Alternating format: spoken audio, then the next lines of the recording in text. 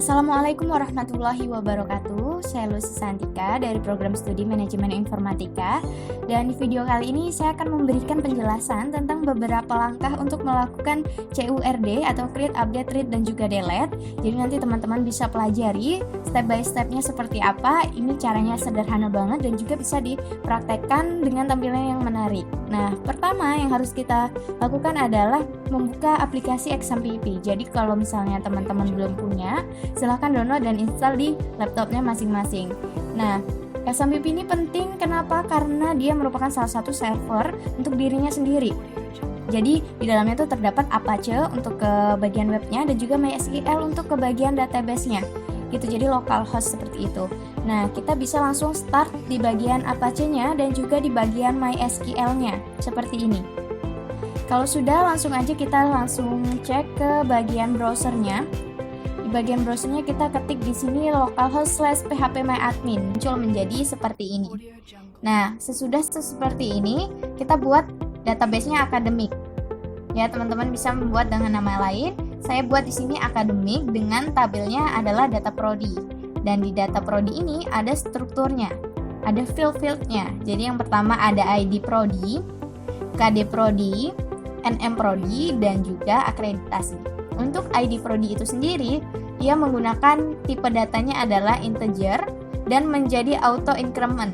Jadi maksudnya adalah pemberian ID-nya itu secara otomatis. Jadi kalau misalnya udah 1, habis itu 2, 3, dan begitu terusnya. Dah, kalau misalnya ini sudah, lalu kita masuk ke bagian koneksinya.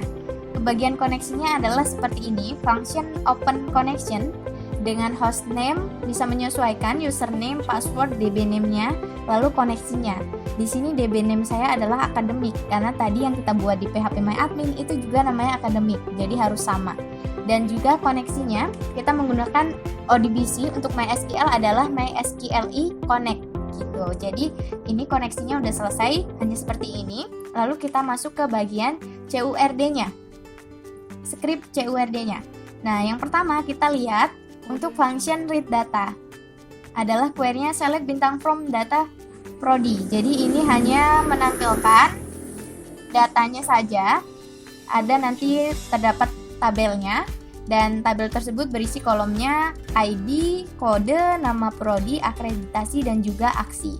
Aksinya nanti akan diisi dengan fungsi edit dan juga hapus. Jadi teman-teman bisa merubah, mengganti atau menghapus kalau terjadi sesuatu atau kesalahan seperti itu. Nah, untuk selanjutnya kita lihat ke bagian function input data. Ini fungsinya untuk memasukkan data.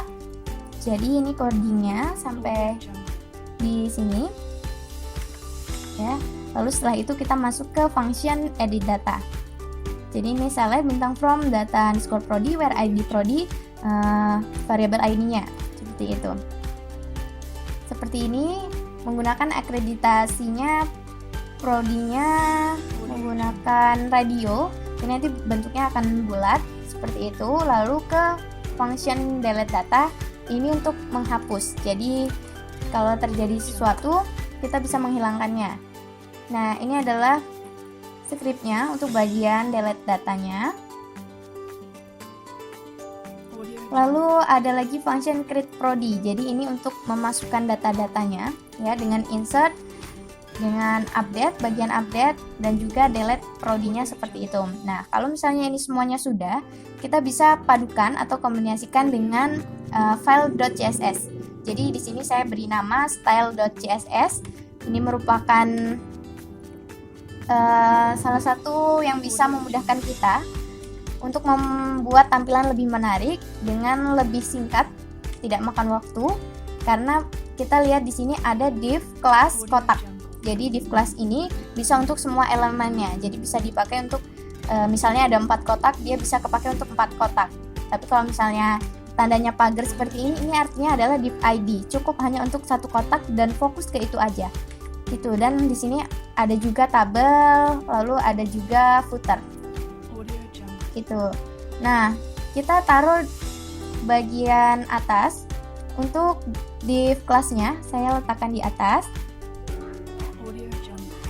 Lalu di sini teman-teman bisa lihat ada div class kotak home materi, script, dan juga kontaknya di situ. Nah, lalu ada di bagian footer.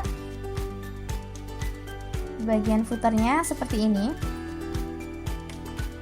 Saya beri nama pemrograman basis data 2020 ya, supaya ini lebih menarik aja. Lalu jangan lupa juga untuk mengelingkan di bagian atas ya, ada link rel style sheet, tipenya text/css, lalu hurufnya style.css. Ini menyesuaikan dengan nama yang teman-teman buat. Tadi saya style CSS, jadi di sini harus style CSS juga. Seperti itu. Nah, kalau ini semuanya sudah selesai, kita bisa cek langsung di bagian yang udah kita edit tadi. Ya, saya simpannya di localhost, foldernya PBD, lalu PBD dasar, dan saya simpan dengan CURD Prodi. Nah, inilah hasilnya. Jadi ini bagian headernya ada manajemen informatika, data Prodi Politeknik Negeri Lampung. Ya, ini tadi di bagian home, materi, script, kontak, dan juga ini tabelnya. Yang lebih penting ini tabelnya. Lalu kita langsung coba untuk bagian inputnya, karena ini hanya bisa melihat read data program studi ya, yang ini hanya bisa melihat. Untuk menginputkannya, untuk memasukkan data, kita klik input, lalu kita masukkan prodinya. Misalnya kita mau prodinya kodenya 3, nama prodinya adalah mekanisasi pertanian, lalu akreditasinya adalah B. Setelah itu kita simpan. Nah, maka otomatis akan bertambah 3. Tadi sebelumnya adalah 2, sekarang sudah menjadi 3.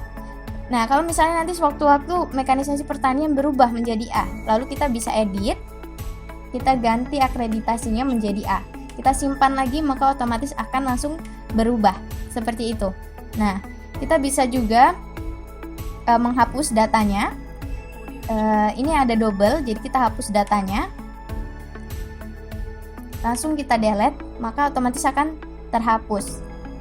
Seperti itu. Nah, begitulah penjelasan yang bisa saya jelaskan. Mungkin teman-teman bisa melihat referensi dari blog di internet ataupun YouTube. Nah, sekian dari saya. Terima kasih. Wassalamualaikum warahmatullahi wabarakatuh.